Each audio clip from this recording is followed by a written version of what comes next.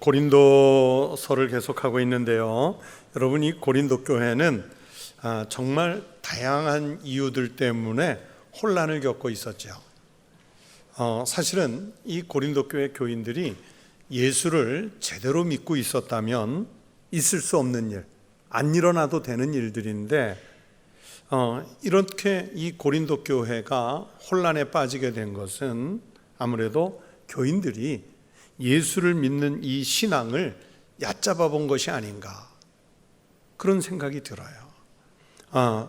보세요. 지금까지 살펴온 것만 봐도 어떤 사도에게 줄 섰느냐, 또 자기가 가지고 있는 철학적 지식이 얼마나 대단하냐, 우상에게 바쳐졌든 그렇지 않은 것이든 음식을 어떻게 먹어야 하느냐, 예배 중에 예배포를 써야 되느냐 말아야 되느냐, 은사 중에서 방언이 제일 중요하냐, 다른 은사는 방언보다 한 수준 아래에 낮은 것이냐, 부활은 앞으로 볼 것이지만 부활은 실제로 있는 거냐, 아니면 환상 중에 나타났던 거냐, 이런 논란들이 이 교회는 끊이지 않았어요. 그래서 제가 앞에서 고린도 교회 교인들이 예수를 제대로 믿었다면 없어도 되는 일들이라고 말씀을 드렸죠. 자기들 나름대로 믿음이 컸다고, 자기네는 은사가 크다고 생각했는지 모르겠는데, 잘 살펴보면 예수님을 믿는 믿음보다 자기들 판단을 따르는 경우가 더 많았기 때문에 고린도 교회가 이렇게 어려운 교회가 된 거예요. 그래서 교회가 혼란에 빠졌습니다. 오늘날 이 시대 현대 교회도 교회가 분란에 빠지는 경우들이 많습니다. 이제 점점 더 많아져요. 그런데 많은 경우를 보면 정말 신앙적인 대의를 위해서라기보다는 그 교회 안에서 인간적 감정이 충돌이 일어난다든지, 아니면 비윤리적인 행태를 덮어두고 간다든지, 아니면 교회를 통해서 어떤 자기 욕심을 채우려고 하는 이런 경우들이 발생을 했을 때 교회가 어려움에 빠지는 경우가 대부분입니다. 그러므로 우리는 이 고린도 교회의 경우를 그냥 2000년 전에 그리스 한 땅에 이런 교회가 있었나 보다 하고 그렇게 넘어갈 것이 아니라, 역사 속에 있었던 교회로만 볼 것이 아니라 오늘 우리들의 모습은 어떤가, 이 고린도 교회라는 이 교회를 우리의 거울로 보는 거예요. 그래서 이 고린도라는 거울에다가 우리를 비춰보면서 내가 좀 정정을 해야 될 부분은 어딘가, 다듬어야 될 부분은 어딘가, 그렇게 필터처럼 이 교회를 봐야 됩니다. 오늘 본문이 있는 고린도전서 14장은 그 전체가 1절부터 40절까지 전체가 방언과 예언의 은사의 비교를 통해서 바른 은사의 사용, 나아가 교회의 덕을 세우는 길을 가르쳐 주시는 내용으로 고린도전서 14장은 기록되어 있습니다. 말씀드린 것처럼 고린도 교회는 은사 중에서도 특히 방언의 은사가 문제가 되었습니다. 방언의 은사를 무분별하게 사용하면서 교회 안팎으로 혼란스러워졌어요. 그래서 지난 시간에 보신 14장 20절부터 25절까지 해서 바울은 방언과 예언의 은사가 어떻게 다르며 어떤 사용 목적을 위해서 하나님이 주시는 은사인지를 설명을 드렸습니다. 이 두 가지 은사를 비교하면서 설명을 했고요. 모름지기 은사라고 하는 것은 결국에는 교회의 덕을 세우기 위해서 잘 분별하면서 사용되어야 한다는 취지로 제가 앞에서 말씀을 드렸습니다. 그러면서 이어서 오늘 본문인 26절부터 끝절인 40절까지는 교회의 질서를 위해서는 공적인 예배가 보호받아야 된다 하는 걸 말씀하면서 이제 고린도 교회가 의문을 품었던 은사에 대한 이 답변을, 이 편지의 내용을 끝맺고 있습니다. 오늘 본문에서도 사도 바울은 교회의 덕이라고 하는 것을 제일 많이 강조하지요. 26절을 보세요. 그런즉 형제들아 어찌할까, 우리가 모일 때에 각각 찬송시도 있으며 가르치는 말씀도 있으며 계시도 있으며 방언도 있으며 통역함도 있나니 모든 것을 뭘 세우기 위해서 하라고요? 덕을 세우기 위하여 하라. 덕을 세우기 위하여 하라. 여러분, 예배 중에 찬송시 있잖아요. 가르치는 말씀이 있잖아요. 계시가 있잖아요. 그리고 방언도 있고 방언 통역도 있고 다 이게 예배에 필요한 아주 훌륭한 은사들인데, 그런데 이 은사들이 결국에는 교회의 덕을 세우기 위해서 사용되어야 한다는 말씀입니다. 그래서 오늘은 이 결론에 대한 말씀을 가지고 14장을 마치는 공부를 하려고 합니다. 사도 바울은 본문에서 교회 질서를 세우기 위한 방법들을 제시하는데, 그 가운데 으뜸은 뭐냐면 방언의 은사와 예언의 은사가 어떻게 적절하게 사용되어야 하는지를 제시하고 있습니다. 바울은요, 이 방언의 은사가 아무리 좋고 강력할지라도 통역이 없으면 교회의 공적인 예배에서는 방언을 사용하지 말라고 권면을 합니다. 방언할 줄 아는 사람이 아무리 많아도요, 오늘 예배에 참석한 교인 전체가 다 방언을 말할 줄 알아도 이 사람들이 다 하려고 하지 말고 2사람이나 3사람 정도만, 그것도 차례를 따라서 질서 있게 하라고 말씀했죠. 27절 말씀을 보세요. 만일 누가 방언으로 말하거든 2사람이나 많아야 3사람이 차례를 따라하고 1사람이 통역할 것이요. 그렇죠? 2사람이나 3사람 정도만, 그것도 다 같이 하지 말고 질서를 지켜서 차례대로 하라. 차례대로. 그런데 그것도요, 그냥 하는 것이 아니라 그 중에 1사람은 통역을 할 줄 알아야 한다는 거예요. 그런데 방언은 할 줄 아는데 동시에 통역의 은사가 온 것이 아니면 통역을 못해요. 그래서 방언할 줄 아는 사람은 수십 명 있는데 통역할 줄 아는 사람이 1사람도 없을 수도 있잖아요. 그럴 때는 어떻게 해야 합니까? 오늘 성경이 말씀하죠. 그 답이 28절이에요. 그럴 때는 어떻게 해야 되느냐? 만일 통역하는 자가 없으면 교회에서는 잠잠하고 자기와 하나님께 말할 것이요. 통역할 줄 아는 사람이 없으면 공적인 예배에서는 하지 말고 어디 가서 하라는 얘기예요?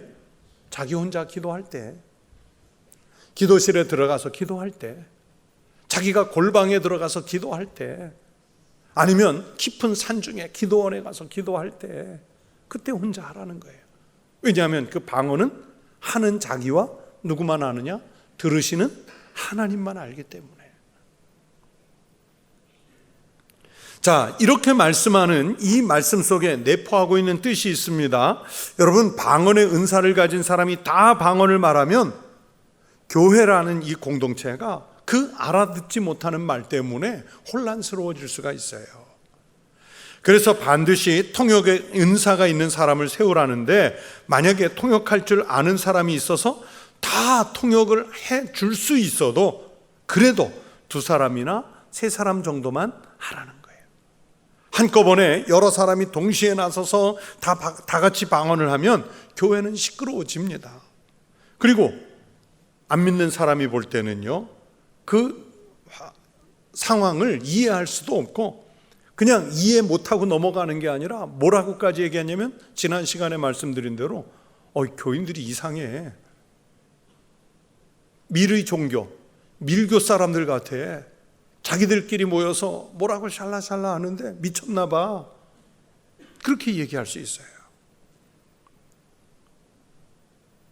그러니 사도 바울은 이 본문에서 절제하면서 하라, 덕을 위해서 하라 하는 뜻에서 이 말씀을 풀어가는 거예요. 그러면 교회의 덕을 세우기 위해서는 예언을 하려고 하라고 계속 말씀을 드렸죠. 이 예언의 은사는 은사를 받은 사람이라고 해서 교회의 덕을 세우는 은사라고 해서, 그러면 이 예언의 은사는 무작정 끝없이 해도 되느냐? 그래도 괜찮은가? 예언의 은사를 할 줄 아는 사람이 있다고 해서 아무도 제지하면 안 됩니까? 그것도 아니죠. 29절 말씀을 다시 읽어드리겠습니다. 예언하는 자는 2이나 3이 말하고 다른 이들은 분별할 것이요. 교회의 덕을 세우기 위해서 꼭 필요한 예언의 은사이고, 또 공적인 예배에서 중요하게 쓰여야 할 은사가 예언의 은사라는 것은 맞지만, 그렇다고 예언의 은사라고 해서 누구나 나서서 해도 되는 것이 아니고, 몇 사람이고 끝없이 해도 되는 것이 아니라는 거예요. 교회에 유익을 주는 은사라고 할지라도 절제해서 2명이나 3명 정도만 하면 된다는 뜻으로 이 말씀을 하고 있어요.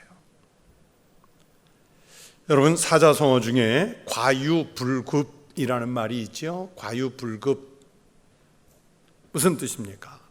정도가 지나치면 미치지 못한 만 같다, 이런 뜻이죠. 무엇이든지 넘치거나 지나치게 많은 게 좋은 것이 아니라, 지나치게 많은 것이 오히려 부족한 것, 조금 모자란 것보다 오히려 못할 수도 있다, 그런 뜻이에요. 이 과유불급이라는 말이 어디에서 유래를 했냐면 공자, 우리 중국의 공자에게서 유래를 했는데, 공자의 제자 중에 자자로 시작하는 사람이 많아요. 논어를 읽으시면. 이 공자의 제자 중에 자공이라는 제자가 자기 선생님 공자에게 이런 질문을 했어요. 선생님, 이제 공자의 제자 중에 가장 뛰어난다고 알려져 있는 제자가 누구냐면 자장이라는 제자하고 자하라는 제자예요. 지금 자자만 3사람 나왔어요. 자공, 자하, 자장 이렇게 나왔는데, 이 자공이 공자에게 묻는 거예요. 자장과 이 자하 중에 누가 더 현명하냐, 이렇게 물었어요. 그랬더니 이 질문에 공자가 뭐라고 대답했냐면, 자장은 지나치고 자하는 부족하다, 그랬어요. 그러자 질문을 했던 자공이 선생님에게, 공자에게 다시 물었죠. 그러면 자장이 자하보다 더 뛰어나다는 말입니까? 더 뛰어나다는 말씀입니까? 그렇게 또 물었더니, 이때 이 공자가 한 대답이 과유불급, 지나친 것이 오히려 모자란 것만 못하다. 우리가 그냥 일반적으로 들을 때는 넘치는 사람, 그렇죠? 그 자장이 더 뛰어나다고 할 것 같은데, 오히려 공자는 누가 더 낫다는 거예요? 조금 모자란 사람, 자하가 더 낫다. 과유불급, 그렇게 말한 거예요. 그래서 여기에서 이 말이 유래를 했어요. 여러분, 적절한 비유일는지 모르겠는데 고린도 교회는요, 은사가 넘치는 교회예요. 이 잔으로 얘기하면 물잔을 가득 채우고 막 넘치는 거예요. 넘치는 거예요. 그 중에서도 특히 방언의 은사는 충만한 단계를 넘어서 막 넘어가는 수준이 됐어요. 그런데 너무 넘쳐서 오히려 모자람만 못한 형편이 됐어요. 이 부분 성경을 읽으면서 생각해 봤어요. 고린도 교회에, 이렇게 혼란스러운 교회에 방언의 은사가 조금 없었으면, 은사가 조금 약했으면 어땠을까? 오히려 교회가 더 평안했을 수도 있어요. 이렇게 서로 지식으로 잘났다고 주장하는 고린도 교회에 좀 철학적 지식이 모자랐으면 어땠을까? 좀 나아졌을 것 같아요. 이 부자 도시 고린도 교회에서 경제력이 조금 약했으면 어땠을까? 그러면 좀 나아졌을 것 같아요. 그런데 모든 것이 넘치다 보니까 교회가 어려워졌어요. 너무 넘쳐서 오히려 모자람만 못한 그런 형편이 돼버린 거예요. 이 교회 안에 방언의 은사를 받은 사람보다는 소수였을 텐데, 예언의 은사를 받은 사람들 입장에서는 저 막강한 방언파하고 좀 대립을 하려니까 얼마나 자기네들의 은사, 예언의 은사가 세고 중요한지, 교회에서 꼭 필요한 은사인지 그 은사를 내세우면서 방언파하고 얼마나 대립각을 세웠겠어요. 그러니 교회가 보세요, 은사가 좋은 거인데 덕이 돼야 되는데 은사 때문에 대립이 됐잖아요. 갈등하게 됐잖아요. 그래서 바울은 같은 얘기를 하죠. 방언도 두세 사람만 하되 반드시 통역이 있을 때만 하라고 권면했습니다. 그리고 예언의 은사가 교회의 덕을 세우는데 아무리 좋은 은사라고 해도 마찬가지로 몇만 하라고요? 둘이나 셋만 하라 그랬어요. 대신에 방언에도 통역이 있어야 되는 것처럼 두세 사람이 예언의 은사를 할 때도 절제하면서 하라고 조치를 하죠. 함부로 하지 못하도록 필터를 두라고 그랬습니다. 방언의 은사가 반드시 통역자가 있어야 하는 것처럼 예언의 은사를 할 때는 다른 사람들이 영적으로 그 예언이 옳은지 정말로 하나님의 말씀을 하는 건지 자기 생각을 얘기하는 것인지 분별하라고 오늘 성경이 말씀하죠. 왜 분별하라고 했을까요? 주눅 들어가지고 못하게 하려고 했을까요? 당연히 아니겠죠. 자, 이런 경우를 생각해 보세요. 저희 목회자들을 제외하고는 여러분은 신학을 공부하지 않았습니다. 교회에서 성경 공부 몇 가지 했다고 해서 신학을 공부한 건 아니에요. 신학을 공부하지 않은 평신도로서 여러분이 나가서 신천지나 여호와의 증인, 통일교 전도자들 이런 사람들하고 만나서 이야기하면 그들의 그 이야기 속에, 그들의 논리 속에 교리적으로 어디가 잘못된 부분인지를 쉽게 찾아낼 수 있겠습니까?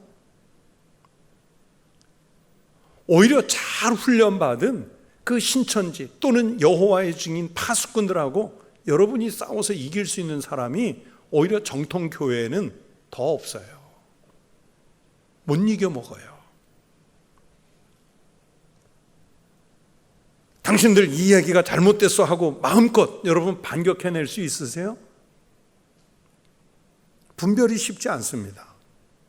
그들은 하나님의 말씀을 함부로 해석해가지고 자기네들 필요한 대로 논리를 꿰맞춰서 교리라는 걸 만들어냈고 그거를 그냥 달달달달 외워가지고 기성교인들을 공격해오고 빼가는 거거든요. 신학을 공부하지 않은 이들이 그걸 분별해내기가 쉽지 않습니다. 그런데 이 초대교회에는 요한 그 서신을 읽어보시든지 베드로서를 읽어보시든지 디모데 전후서를 읽어보시든지 보면 항상 등장을 하는데요. 이 초대교회에 뭐가 난무를 했냐면 거짓 교사들, 이단들, 사입이 막 횡행했어요. 심지어는 초대교회 안에 몸담고 있으면서도 교회 안에도 이단들이 들어와 있는 거예요. 거짓 교사들이 들어와 있는 거예요. 대표적으로 마르시온 이단 또는 영지주의 이단, 우리가 생각하는 오늘날의 신천지 규모 그런 규모의 이단이 아니라요, 아예 초대교회 자체를 접수해 버리려고 하는 그런 이단들이었다고요. 이 거짓 교사들이 하나님의 말씀이나 예언을 핑계로 해서 교인들을 현혹시키는 일들이 많았습니다. 복음을 잘 분별해서 받아들여야 하는 그런 위험한 시대였어요. 영적으로 그렇게 마르시온, 영지주의 이런 큰 이단들이 교회 안에 그냥 자리를 잡고 그냥 또아리를 틀고 앉아 있는 거예요.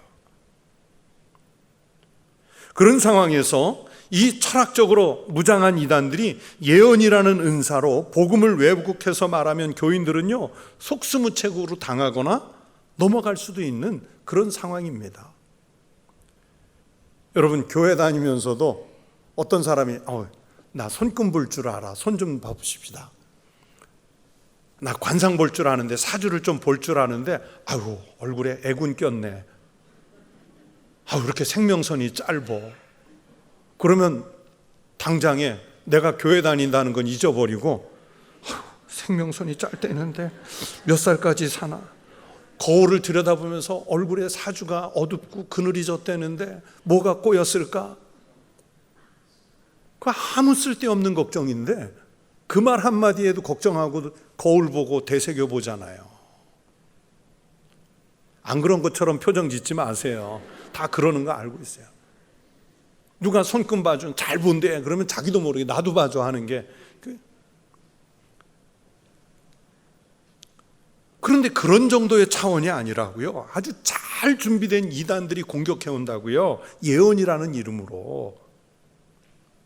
그래서 제대로 진짜 은사를 받은 사람들이나 교사나 사도들이요 잘 분별해 줄 필요가 있었습니다. 잘못된 이단이나 잘못된 예언이 교회 안으로 침투하지 못하게 하려면 정확하게 분별해 줄 필요가 그때는 있었어요. 그래서 사도 바울은 29절에서 예언하는 이가 있으면 다른 이들은 분별할 것이요, 그렇게 가르치고 있는 거예요. 그렇게 몇 사람이 예언으로 하나님 말씀을 전하고 있는데 갑자기 또 그 안에 하나님으로부터 계시를 받은 그 은사자가 있으면 앞서 하고 있던 사람은 잠잠하고 그 사람에게 양보하라는 거예요. 30절 말씀입니다. 만일 곁에 앉아있는 다른 이에게 계시가 있으면 먼저 하던 자는 잠잠할지니라.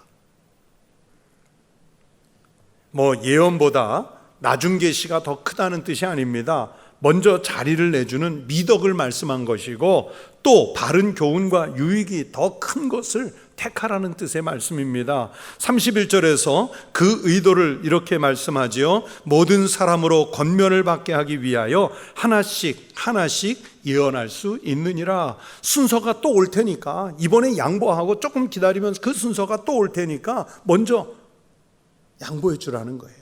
양보해 주라. 그리고 예언하는 이의 내용에 대해서는 누가 분별해서 조언할 수 있겠습니까? 32절을 보십시오. 예언하는 자들의 영은 누구에게 제재를 받나니? 예언하는 자들에게 제재를 받나니.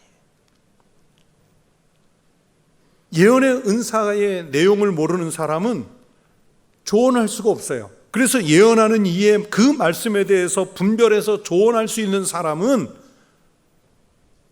그것을 지켜보고 있는 다른 예언자입니다. 다른 예언자예요. 저도 평생을 목회해 오면서 많은 부목사님들을 이렇게 거쳐갔지만 우리 부목사님들, 심지어는 교육전도사님, 전도사님들의 설교에 대해서 거의 코멘트를 하지 않습니다. 왜냐하면 아직은 조금 미숙한 것 같고 또는 신학적으로 다 정립이 된 것 같지는 않아도 하나님께서 저 목사님을 강단에 세워서 오늘 말씀을 주실 때는 오늘 우리에게 꼭 필요한 말씀을 하나님께서 주시려고 저 본문과 저 목회자와 지금의 상황을 주셨나 보다. 그렇게 이제 그걸 믿기 때문이에요.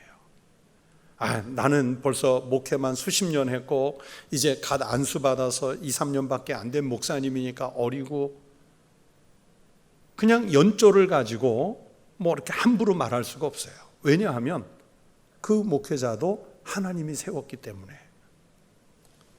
그런데 설교를 듣다 보면 가끔 신학적으로나 또는 논리적으로 뭔가 좀 이상한 게 발견될 때가 있어요. 그러면 제가 그 목사님을 따로 불러요. 도대체 어떤 주석을 본 것이냐, 성경 사전 어떤 것을 보고 그 해석이 나왔냐, 이제 물어볼 때가 있어요. 특별히 이상하지 않으면 묻질 않는데 이상할 땐 물어요. 왜 묻냐면, 왜냐하면 제가 데리고 있는 동안에는 그 가르칠 책임, 분별해 줄 책임이 누구에게 있습니까? 저에게 있는 거거든요. 저에게.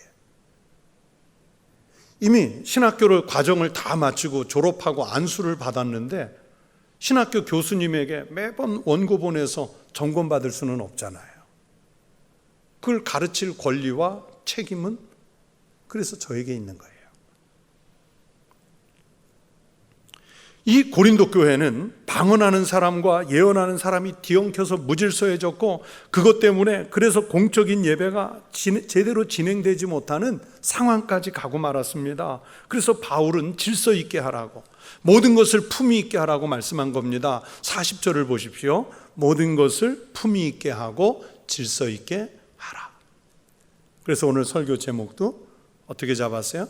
품위 있게, 질서 있게. 왜 그렇게 해야 됩니까? 우리는 하나님을 믿고 따르는 사람들이기 때문입니다. 33절을 보십시오. 앞부분만 보십시오. 하나님은 무질서의 하나님이 아니시오 오직 화평의 하나님이시니라.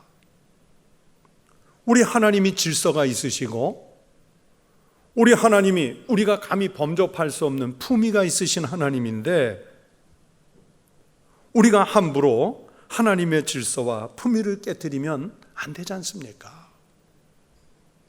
그래서 바울은 교회에서의 모든 은사 사용 또는 직분 사용, 언어의 사용 등에 있어서 질서 있게 품위 있게 하라고 권면한 것입니다. 그래야 교회가 세상에 덕을 세울 수 있기 때문이에요. 여러분, 한 집안, 가문도 그 집안, 가문의 명예를 지켜야 되잖아요. 그런데 우리가 절대 하나님으로 믿고 따르는 그분의 품위를, 그분의 질서를 누가 훼손하느냐? 그리스도인들이, 하나님을 믿는 사람들이 훼손하는 거예요. 그러지 말라는 거예요. 은사 사용이든 직분 사용이든 우리가 한마디 내뱉는 말 한마디조차도 다 품위 있게, 질서 있게, 그래서 우리 때문에 하나님 영광이 가려지지 않고 교회의 덕이 훼손당하지 않도록 한 번 더 생각하고 또 생각하면서 우리는 그 은사들을 사용해야 되는 것입니다. 그런데 은사 사용에 대한 말씀을 하다가 34절부터 36절까지 이 세 절의 말씀에서는 교회 안에 여자 교인들에 대해서 말씀을 해요. 어떻게 보면 좀 뜬금없는 것 같은데, 이 뜬금없는 것 같은 말씀이 아주 강렬한 말씀이지요. 34절 앞부분에 여자는 교회에서 잠잠하라. 저는 이 말씀이 성경에 있다는 걸 언제 알았냐면, 고등부, 제가 학생회 임원을 할 때 임원 회의를 하는데 아주 진짜 똑똑한 여학생 하나가 있었는데요. 그 여학생 임원이 그냥 다다다다다다다 막 얘기를 하니까 회장도 그냥 꿀먹은 벙어리고 다 대답을 못 하고 있는 거예요. 그랬더니 제 친구 하나가 갑자기 고린도전서 14장 34절 찾더니 여자는 교회에서 잠잠하라. 성경의 말씀을 좀 지킵시다. 고등학생 친구가 그랬다니까요. 그래서 성경에 별 말씀이 다 있네. 제가 그날 이후로 이 말씀이 고린도전서 14장 34절에 있다는 걸 고등부 2학년 때 알았어요. 근데 이 말씀 때문에 여자에게 직분을 주는 문제, 여성 안수의 문제들이 막히는 그런 그 동기가 됩니다. 사실 성경을 자세히 보면요, 여자 교인들이 큰 일을 하는 경우가 많아요. 하나님께서 여성이라고 해서 무조건 감춰둔 게 아니라 사용하신 경우가 많습니다. 여러분, 예수님의 족보에 여자이면서 그것도 유대인이 아닌 이방인인데도 이름이 올라가 있는 분들이 있지요. 모압 여인 룬, 여리고의 기생 라합, 햇사람 우리아의 아내 바세바가 들어있다고요. 출애굽의 지도자 중에 미리암이 있었고, 또 사사 중에 여자 사사 드보라가 있었어요. 누가복음 8장 2절 3절을 보면 예수님 공생의 기간 동안에 사도들 못지않게 예수님을 도와주었던 여러 명의 마리아가 있고요, 헤롯의 청지기인 구사의 아내 요한나라는 분도 있고요, 예수님의 제자 중에 수산나라는 여인도 있었습니다. 예수님이 십자가를 지고 따라간 구레네 사람 시몬의 아내를 향해서 사도 바울은 나의 어머니라 그렇게 말할 정도로 이 구레네 사람 시몬의 아내는 교회의 지도자였어요. 로마서 16장의 문안 인사를 보면 바울을 도와주었던 다양한 여성분들이 있었습니다. 그런데 왜 오늘 본문에서 바울은 여자들에게 교회 안에서 잠잠하라고 말씀을 했을까요? 마치 교회에서 발언권을 제한하고 여성들의 활동을 제한하는 것 같은 그 느낌을 갖게 했을까요? 왜 그렇게 말씀했을까요? 남자분이 몇 분 안 계시고 대부분 여자분들인데 한번 생각해보고 말씀을 해보세요. 왜 여자분은 잠잠하라고 그랬을까요? 뭐 셋이 모이면 접시 깨질까봐? 교회 기둥 무너질까봐? 이 고린도 교회 상황을 살펴볼 필요가 있어요. 바울이 고린도 교회 상황을 자세히 살펴보니까 교회가 혼란스러워진 큰 이유 중에 하나가 바로 여자들의 무분별한 수다들 때문이라는 걸 알았어요. 이 교회 안 여자 성도들이 그리스도인의 자유를 무절제하게 사용하고 또 행동도 질서를 벗어나는 경우가 많았습니다. 왜 이런 일이 생겼는지 그 사회적 배경도 있어요. 여러분, 고대 시대에 여성들의 인권이라는 것은 특히 그리스 로마 문화에서는 억압되고 무시됐습니다. 그런데 그 여성들이 사회에서는 무시를 당하는데 교회 안으로 들어오면요, 아주 어엿한 사람으로 존중을 받습니다. 존중을 받아요. 심지어는 회의 중에 또는 예배 중에 발언도 할 수 있었어요. 최소한 교회 안에서는 여성들이 억압받지 않고 자유를 누릴 수 있는 권한이 있었습니다. 그리고 교회 안에 다양한 분야에서 여성들이 활동할 수 있는 길이 초대교회 안에서부터 열려 있었습니다. 그러면 그 교회 안에서 주어진 자유를 절제하면서 사용해야 하는데 은사가 함부로 남발되었듯이 이 여성들의 자유가 남용이 되었습니다. 여성들이 교회 안에서 예배 중에 무분별하게 질문을 하고 또는 발언도 과하게 해서 교회를 혼란스럽게 하는 경우들이 있었어요. 그래서 일단은 먼저 순종하는 것을 배우라는 뜻에서 율법에 이른 것 같이 오직 복종할 것이요, 이렇게 말씀한 것이고, 또 정말 궁금해서 물어야 할 것이 있다면 사회에서는 여성들이 밖에서 남들에게 질문을 할 수 있는 권한이 잘 없었거든요. 그런데 교회 안에서는 자유가 주어졌기 때문에 물을 수 있었다고 그랬죠. 사회하고는 좀 환경이 달라요. 그렇다면 그래도 그 자유가 주어졌다고 해서 교회 안에서 예배 중에 함부로 질문하지 말고 먼저 집에 가서 남편에게 물어보라는 거예요. 35절이 바로 그 말씀입니다. 만일 무엇을 배우려거든 집에서 자기 남편에게 물을지니 여자가 교회에서 말하는 것은, 즉 질문하는 것은 부끄러운 것이라.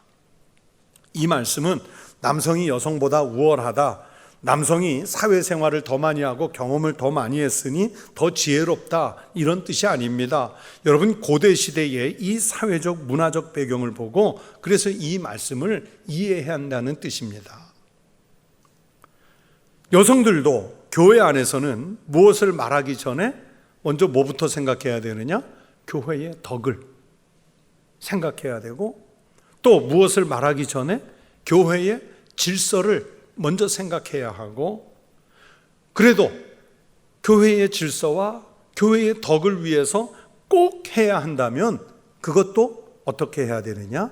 품위 있게, 그리고 질서 있게 하라는 겁니다.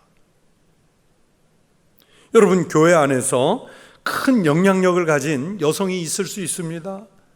발언권이 센 여인도 있을 수 있습니다. 그리고 남녀를 떠나서 은사자들 중에는 바울의 이런 권면을 무시하고 자기가 가진 은사 또는 자기가 가진 영향력, 자기의 어떤 직분, 이것을 세게 드러내고 싶어하는 이가 있을 수 있어요. 그래서 바울은 은사 중에서도 예언의 은사를 더 사모하라고 하고, 그렇다고 방언으로 말하는 것도 금하지 말라고 말씀했죠. 그런즉 내 형제들아, 예언하기를 사모하며 방언 말하기를 금하지 말라. 이 얘기 뭐예요? 은사는 은사대로 잘 사용하라는 뜻이죠. 자유가 주어졌으면 자유는 자유대로 잘 사용하라는 뜻이죠. 그런데 은사든 자유든 잘 사용하되 어떻게? 품위 있게, 질서 있게 사용하는 것이 중요합니다. 그런데 그렇지 못한 이들이 있기 때문에 이런 우려에 대해서 바울이 자기가 편지로 써서 전하는 이 말씀을 주님의 명령으로 받으라, 그렇게 말씀해요. 37절 말씀을 보십시오. 만일 누구든지 자기를 선지자나 혹은 신령한 자로 생각하거든 내가 너희에게 편지하는 이 글이 주의 명령인 줄 알라. 바울은 은사자들, 여성들의 인권과 자유를 우선하는 게 아니라 먼저 교회의 질서, 교회의 덕을 먼저 생각하고 있다는 것을 성경에서 이렇게 말씀했어요.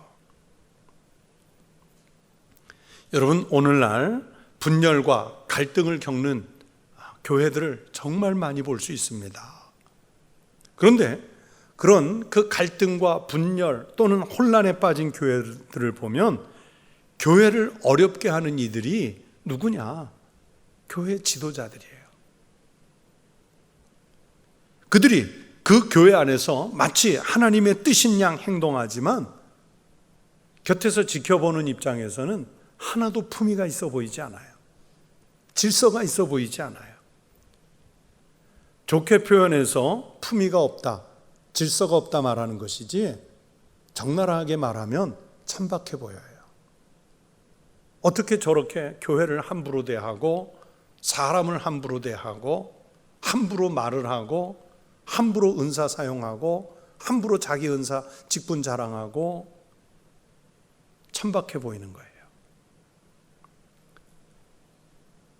교회를 다니는 그리스도인은 누구와 만나 이야기해도 어떤 사람들 앞에서 내가 어떤 행동을 해도 품위가 있어 보여야 합니다. 질서가 있어 보여야 합니다. 그런데 어떤 사람이 품위가 있고 질서가 있으면 좀 딱딱해 보이죠. 어떻게 보면 차게 보일 수도 있어요. 냉정해 보일 수 있어요. 모질어 보일 수 있어요. 그런데 하나님 앞에서는 그렇지 않아요. 우리는 하나님 앞에서 사는 사람들이기 때문에 교회 안에 들어왔을 때는 물론이고 교회 밖에서도 품위 있게 절제하면서 질서 있게 살아야 합니다. 안 믿는 사람과 별로 구분이 되지 않는다면 우리의 덕이라고 하는 그 영향력이 사라지고 없어지고 하나님의 영광을 가리고 교회는 세상에서 무시를 당하게 됩니다. 여러분, 막 소리를 질러가면서 큰 소리로 기도하고 방언으로 소리를 지를 수 있고 또 자기가 보는 환상, 자기가 받은 계시를 마음대로 조절할 수 있는 능력을 가진 그런 은사자, 이 사람의 신앙만 뜨거운 것이 아닙니다. 하나님이 주신 은혜 때문에, 이 충만한 은혜 때문에 자신의 것을 오히려 통제하면서 품위 있는 언어를 쓰고 품위 있게 행동하고, 그것이 교회의 덕과 질서로, 그리스도인의 덕과 질서로 나타난다면 얼마나 좋겠습니까? 그렇게 할 수 있는 것도 하나님의 은혜로 가득한 사람이 할 수 있는 거예요. 오늘 본문의 결론인 품위 있게라는 이 말은 헬라어로요, 유스케모노스라고 하는데 적당하게, 알맞게, 그런 뜻이에요. 이 품위 있게라는 말이 적당하게, 알맞게라는 뜻입니다. 아무리 좋은 은사라도, 아무리 옳은 말이라도, 아무리 좋은 행동이라도 교회의 질서가 흐트러진다든지 덕이 되지 않을 것 같으면 차라리 참고 하지 말아야 합니다. 아무리 좋은 방언도 그 좋다고 그것만 하는 것이 아니라 적당하게, 알맞게 하라는 거예요. 아무리 좋은 예언도 그냥 좋다고 무작정 많이 무한하게 하는 것이 아니라 알맞게, 적당하게 해야 품위 있게 나온다는 거예요. 여러분, 여러분이 가진 은사는 무엇이라고 생각하십니까? 또 교회를 통해서 하나님이 여러분에게 주신 직분은 무엇입니까? 여러분의 은사와 직분을 교회를 위해서, 하나님의 영광을 위해서 알맞게, 적당하게 조화를 이루어서 잘 사용하셔서 교회와 세상에 덕을 나타낼 수 있기를 축원합니다. 그러면 하나님이 그 덕을 보시고 더 크고 더 좋은 복으로 우리 개인에게 또 우리 교회에 그리고 모든 그리스도인 공동체에 그 축복을 허락해 주실 줄로 믿습니다. 이 은혜 가운데 사시기를 주의 이름으로 축원합니다. 기도하겠습니다. 하나님 아버지 감사합니다.